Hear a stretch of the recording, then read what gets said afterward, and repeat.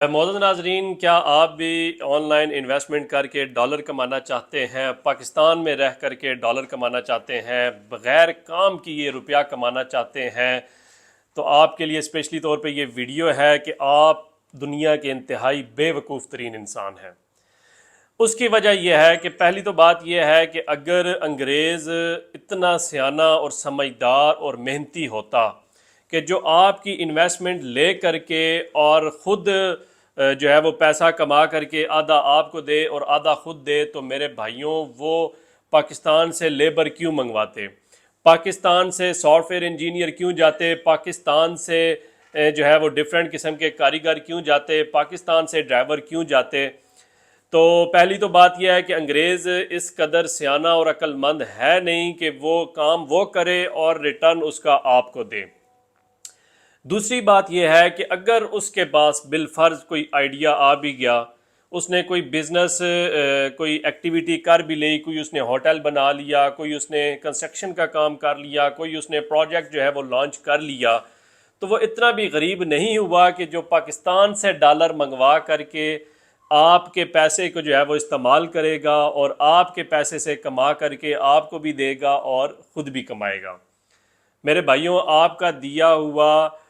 جو $500 ہے، وہ ڈالر امریکہ کے یا جرمنی کے یا اٹلی کے کسی بھی انویسٹر کے کام کا نہیں ہے۔ دوسرا اس کو سمجھنے کے لیے جو اہم پہلو ہے وہ یہ ہے کہ جب تک فزیکلی، دیکھیں میں خود بھی ایک انویسٹمنٹ کمپنی کو آن کر رہا ہوں، میں بھی لوگوں سے انویسٹمنٹ لیتا ہوں، لیکن اس انویسٹمنٹ کو فزیکلی ہمیں جو ہے لوگوں کے سامنے یہ پروو کرنا پڑتا ہے کہ آپ کا پیسہ کہاں پہ استعمال کیا جا رہا ہے۔ جس وقت تک آپ کو یہ نہیں معلوم کہ آپ کا پیسہ کہاں لگایا جا رہا ہے،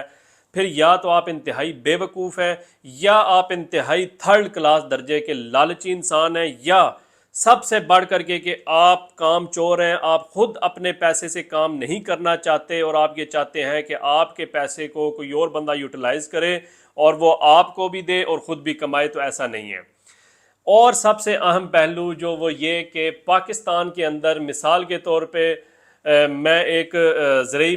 علاقے سے جو ہے وہ بلانگ کرتا ہوں، وہاں جب چاول کی اور گندم کا جب سیزن آتا ہے تو وہاں سرگودا یا خوشاب میں کوئی کسی جگہ بیٹھا ایک شخص یہ کہتا ہے کہ ابھی چاول کا سیزن ہے، میں 10 لاکھ روپے کا چاول خریدوں گا اور آف سیزن میں یہ جب چاول 14 یا 15 لاکھ روپے کا بکے گا تو میں آپ کو بھی اس کا حصہ دوں گا اور خود بھی رکھوں گا۔ ایسی جگہوں پہ ہم انویسٹمنٹ کرنے کے لیے نہیں جاتے۔ ہم اپنے پاکستانی بھائی، اپنے شہر کے بھائی، اپنے برادری کا جو ایک انسان ہے اس پہ ٹرسٹ نہیں کرتے اور اس ان نون بندے پہ ٹرسٹ کر لیتے ہیں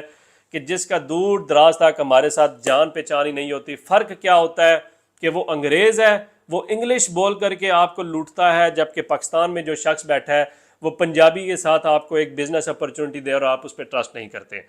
تو خدارا ایسی چیزوں سے بچیں۔ یہ کسی قسم کا کوئی بزنس نہیں، کوئی کاروبار نہیں۔ اس کی مثال سمجھنے کے لیے عام سی ایسی ہے کہ وہ 100 بندوں سے اگر وہ $500 لیتے ہیں، پہلے 30 بندوں کو وہ ڈبل واپس کریں گے، اگلے 30 بندوں کو وہ 50 گنا جو ہے وہ مارجن کے ساتھ واپس کریں گے، اس سے اگلے 30 بندوں کو 10 سے 15% مارجن دیں گے، اور آخری جو 30 لوگ بچ جائیں گے وہ پیسہ اپنے جیب میں ڈال کر کے رفو چکر ہو جائیں گے۔ اور یہ تجربات نارملی جب تک کسی بندے کے ساتھ مس ہیپ نہ ہو وہ کوئی اس پہ بلیو نہیں کرتا۔ اور ہم نے خود یہ چیزیں 2011-12 میں جب ہم یونیورسٹی کالج لائف میں تھے تب ہم نے یہ چیزیں پریکٹیکلی پرفارم کر کے ہم نے دیکھی ہوئی ہیں، سیکھی ہوئی ہیں، اور اس وقت ہم نے 2-4 ہزار 5 ہزار روپے نقصان کر کے تو ہم نے یہ چیزیں سمجھی ہوئی ہیں۔ تو آج کے دور میں وہ ہر سال بعد سوا سال بعد ایک نئی اسٹریٹجیز کے ساتھ آتے ہیں، ایک نئی بزنس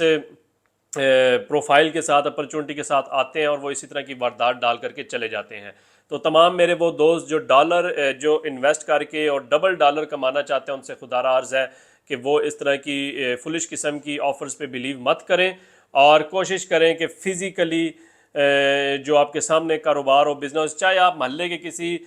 ریڑھی والے کے اوپر ہی اگر آپ انویسٹ کر دیں، اس کی پرانی ریڑھی لے کر کے ایک نئے اپ ٹو ڈیٹ ٹھیلے میں کنورٹ کر دیں تو بھی وہ بلیویبل ہے، وہ آپ کو پھر بھی پروفٹ دے گا۔ کسی کنسٹرکشن کمپنی کے ساتھ، کسی مینوفیکچرنگ کمپنی کے ساتھ آپ انویسٹمنٹ کریں جو آپ کے سامنے روپیہ اور آپ کا پیسہ نہ ڈوبے۔ شکریہ۔